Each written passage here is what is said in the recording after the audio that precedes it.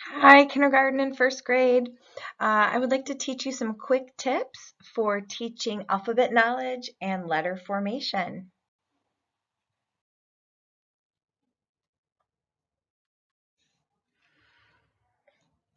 So the first tip is to make sure that you are teaching the full alphabet throughout your day. Um, Gone are the days that we teach a letter a week because it was just moving too slow for kids. And we know, like, if you're teaching a full week of letter B and you have a handful of kids that already know the letter B, then you are not meeting their needs. So we definitely need to have opportunities to expose them to the full alphabet. And most research agrees that teaching the sound letter links in alphabetical order is really not helpful when teaching children to read. In fact, it can make it harder to teach the sounds because if we always follow the order of the alphabet, most children will revert back to the letter name rather than the sound it makes. The next tip would be to use a verbal pathway and be consistent and explicit with your language. Every time you introduce a letter, whether it is for handwriting purposes or during interactive writing or shared writing, that you are using this language. So you would say for an E, pull down straight, lift, slide right, lift, slide right, stop short, lift, slide right. So every time it's consistent. And the recommendation is going to be moving forward, or at least starting the beginning of next year, all using these Zaner-Blosser pathways, because then we'll have consistent language across the district. So on the Padlet, I have included the language to these verbal pathways. And the recommendation is, of course, in kindergarten and early first grade, that 5 minutes a day for letter formation is enough practice. Of course, you would have additional practice woven across balanced literacy. And researchers generally agree that they consider the point of handwriting to be really not it's not to be it's to be automatic, not necessarily tidiness.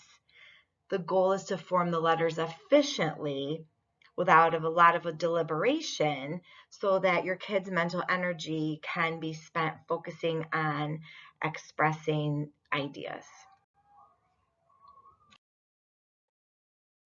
The next tip would be to teach explicitly the letter names and the shapes, making sure that every time you're showing them the letter that you show them the uppercase with the lowercase.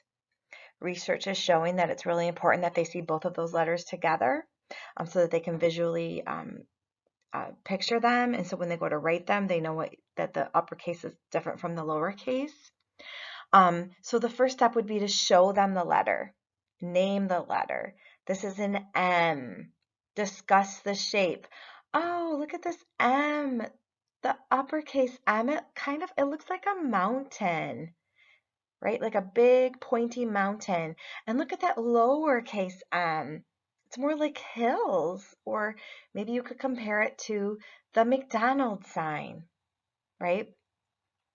Um, Also, thinking about next showing them the letter in a book or in a song, that's really, really important for researchers saying that's really important for transfer. And then, of course, write it. And as you're writing it, make sure that you're using those pathways as you're modeling and showing. You're using that language, straight line up, slant line down, so that it'll help them to visually remember the letters.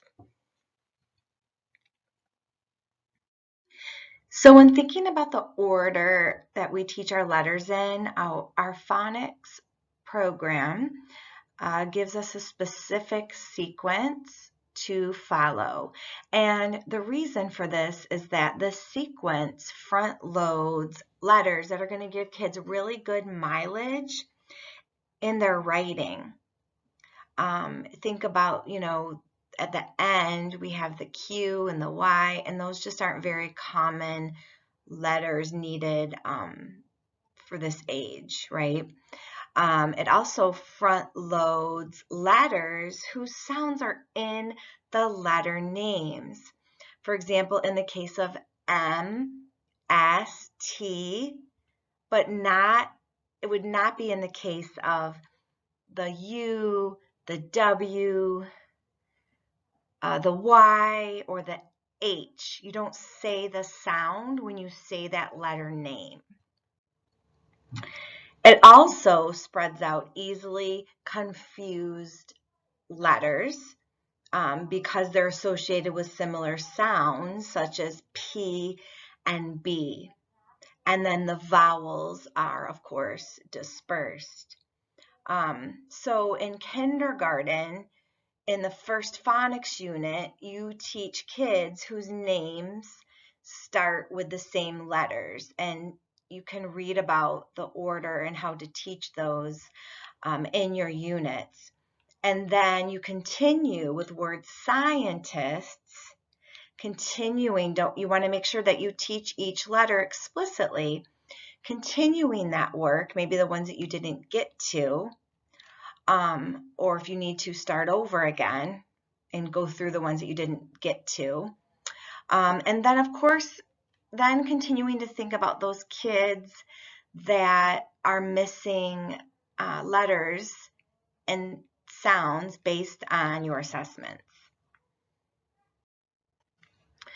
And don't forget that our phonics small group has some beautiful letter small groups that you can use as a model. You can, of course, change up the letters and the sounds based on your kids' needs. And there are also some extensions in, for sure, in kindergarten units 1 and 2. So if you are not a kindergarten teacher, but you are looking for some detailed lessons, you could definitely borrow or copy a couple pages from the kindergarten teacher's books.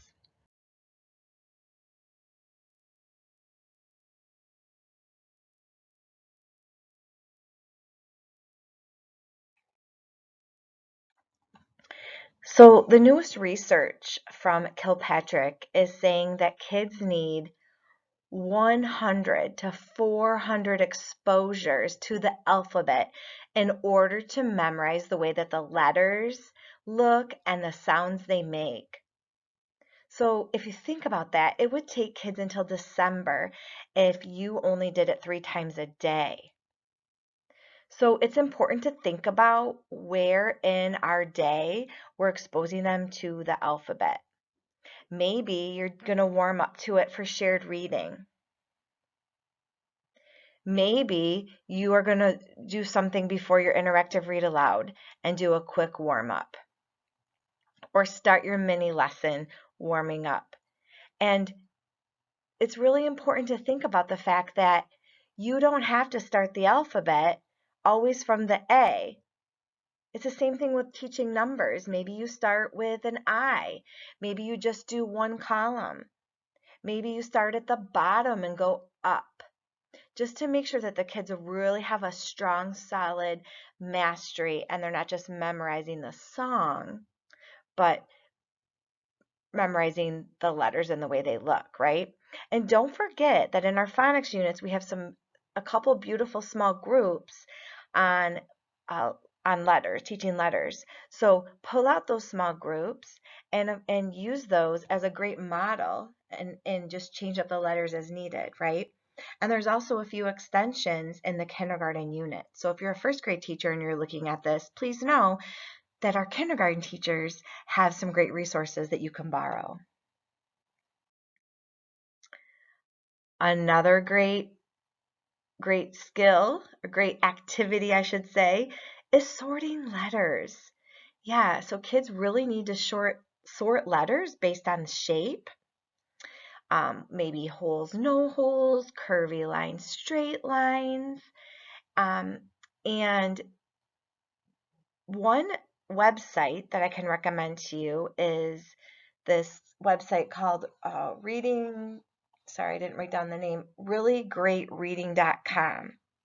And it looks like this picture that I've included. So if you are a virtual teacher, you could include the link, and then the kids could easily sort letters.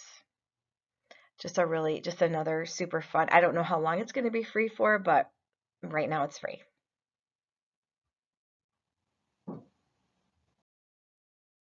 And of course, interactive writing, which is part of our Balanced Literacy Day, is a great way for you to introduce and teach those letters and sounds and the letter formation. And just one little tip, it would be, using the kids' actual photos of kids doing things maybe in your classroom. If you don't have that, then maybe you could just put like a stock image. Like I use Moana here, and you could say to the kids, I know you guys love Moana. Can you help me label Moana? And of course, then you're going to be able to write that M and use those pathways, straight line up, slanted line over. Well, everybody is air writing it, or everybody's writing it on their whiteboard. If you're virtual, then maybe you'd be typing it into a text box or doing it under your document camera. And the same in your classroom, right? You could have it on your document camera and you'd be labeling Moana. Maybe it's a picture of the kids playing in the mud.